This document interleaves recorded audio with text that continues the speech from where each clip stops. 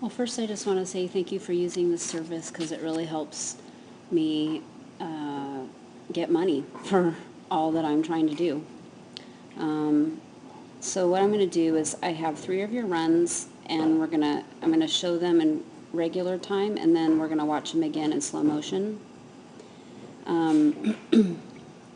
This run, I'm sorry, I can't tell what dog this is. It's lame, I know. All boxers look the same. I think it's your male dog, though. He looks a little distracted, like when he's on the teeter, and then here while he's in the weaves. So it is definitely a good choice for you to not make him redo the weaves. And you run on the outside a lot, which in some cases is fine. And when we go to the slow motion, we'll look at more of that. But it's not really good to run on the outside of the jumps if you can't be ahead of the dog to push his line to show him where to go next. There's several times where you sort of he almost runs into you because you're even with him. But he still is running so much better than he was before. Okay, so now we're going to watch it in slow motion. Now, from the get-go, you lose connection there because you look up.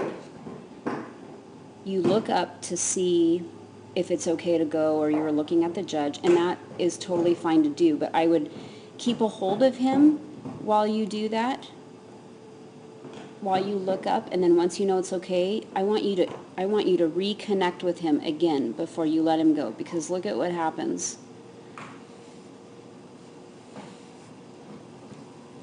See, you're nice, you're in front of him, you're connected, now you look up, and then you just go, and he's like, what?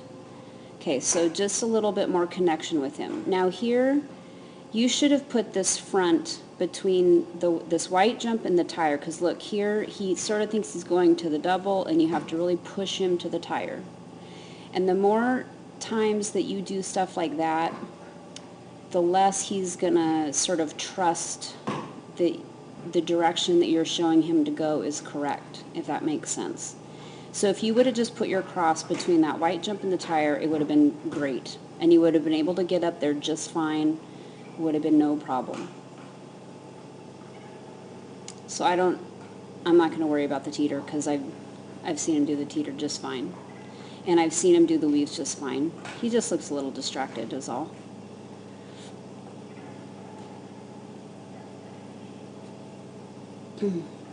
Okay, so then you choose to run the outside here, which I probably would have put a front cross at the end of the weaves so you could have been on the inside, because you're going to see what's going to happen, because now you're on the outside and you're going to have to push him to the panel, which is okay.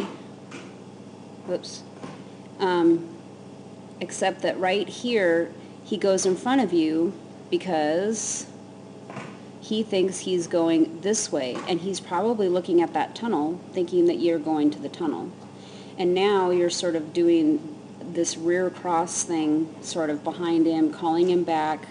And you should have also done a front cross here, because now you're stuck doing a rear cross with him, which we know he doesn't like. And maybe that wasn't your plan. I'm not sure what your plan was.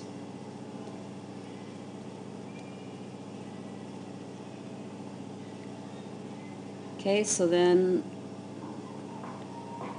this part was fine. You pull him to the tunnel nicely, and you kind of hold up and wait for him. That was very good. And he flies off of his contacts. And here again, let me back it up just a little bit.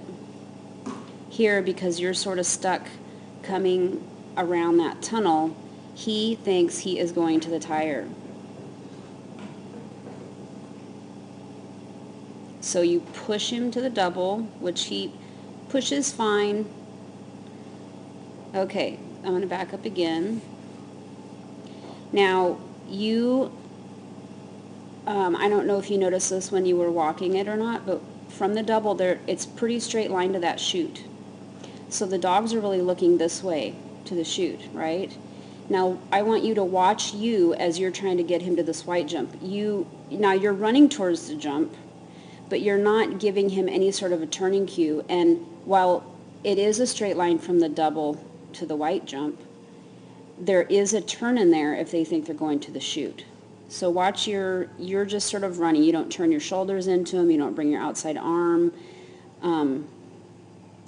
So that was a really nice cross there. I probably would have done a front cross there so you don't have this, he sort of bumps into you almost here at the end of the chute.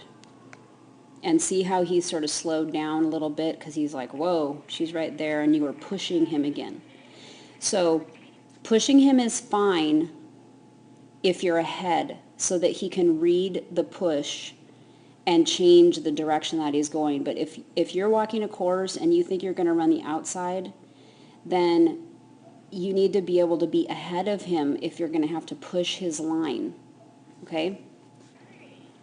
So here's the next run that we have. We'll watch it in real time. So here you had much, much better connection. You looked ahead, you verified that it was time to go. Okay, this is your male dog, sorry. So the one we just watched was your female dog. Much better at the start, though, with him.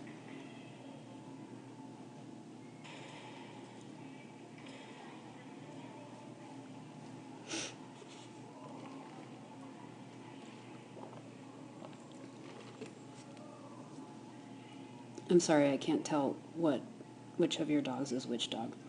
So here you do the same thing. So clearly this was your plan, I'm guessing, to do these pushes. Oh, this is not excellent. I see this is a little bit different. This must be open.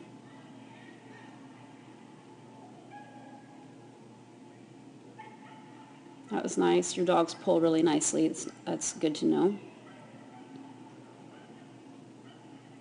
That was a really tricky dog walk. Either side was tricky. Okay, so now we'll watch it in slow motion. So you can see the start is much better. Connecting with him, taking his leash off, you're looking ahead, but you still have him, and now you reconnect. And you even say something to him and gesture. It's great.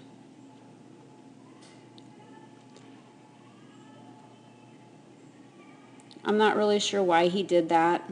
It sort of looks like he was just looking at the chute. I think that what you were doing was fine.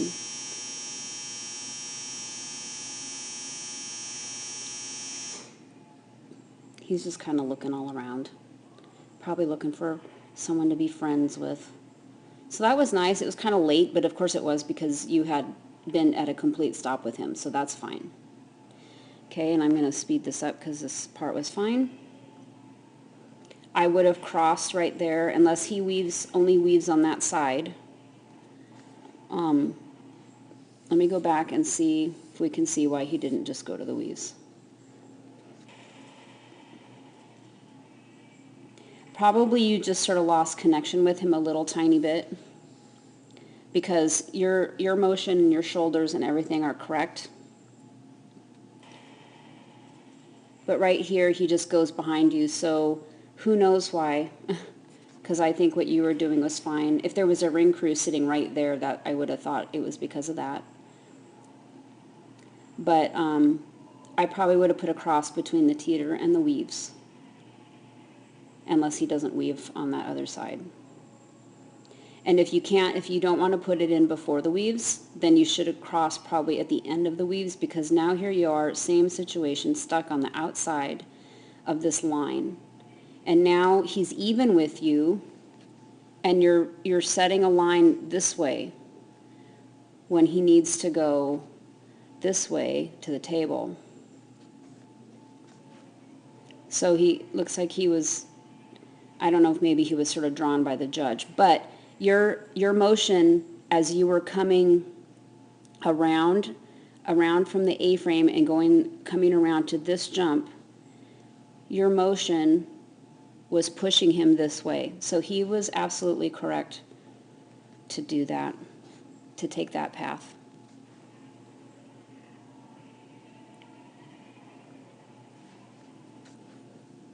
Oops. Okay, and then it's pretty much the same. This part's all fine.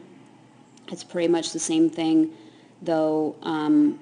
If you're going to run on that side of the, you do a good job of holding up and making sure he gets on the dog walk, but now you're even with him and you're having to push again. And you can see you're already pushing this way, but it's kind of hard to see with it stopped. He's still going that way.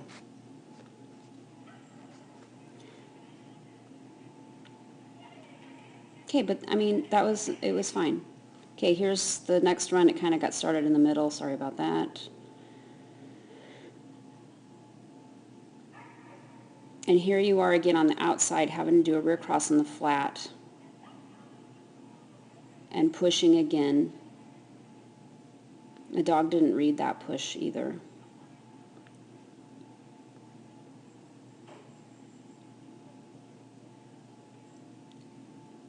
Moving along nicely though. Oh, I remember this course. It's tricky.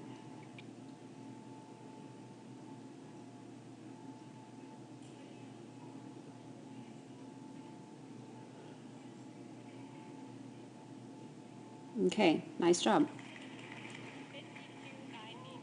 So we'll watch it in slow motion then.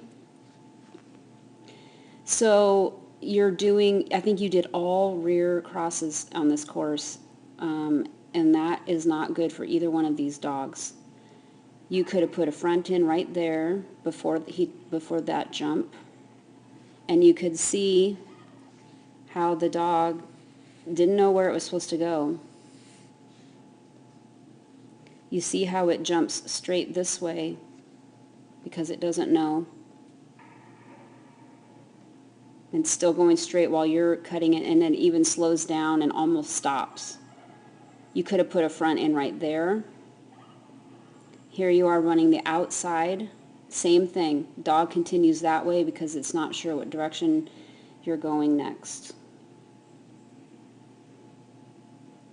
And the more that they sort of doubt that what you are telling them is correct, the more that they're going to slow down and not be very confident about what you're telling them to do. So we need to get you to stop doing all these rear crosses. Okay, that was very nice. And again here, there needed to be a front cross right in there before they took that jump, because it's the same thing. He kept coming out this way because that's where your motion was telling him to go. And you got kind of lost there, so that's fine. And at the end, you do this push here, and it works pretty well, but yikes. You could have,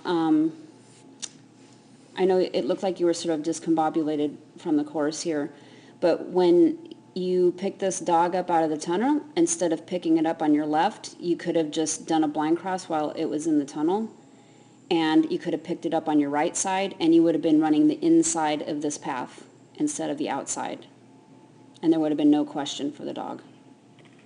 Nice run, Candy, though. Your dogs are looking great.